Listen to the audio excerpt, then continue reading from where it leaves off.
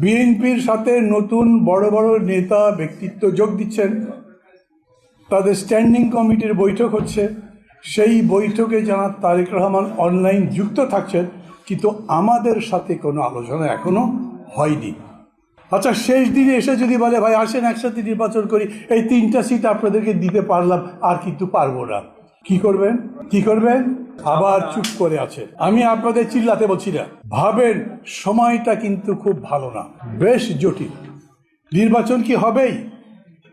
আচ্ছা, বেগম জিয়া অসাধারণ জনপ্রিয় নেত্রী, তার জন্য সবাই দোয়া করছে, আমরাও দোয়া করছি, আমি দোয়া করছি, এই মঞ্চে যারা আছে তারা সবাই দোয়া করছেন। কিন্তু এই অবস্থায় যদি চলতে থাকে তাহলে বিএনপি নির্বাচন করতে পারবে তাও জানি না, ওদের সাথে কথা হয়নি।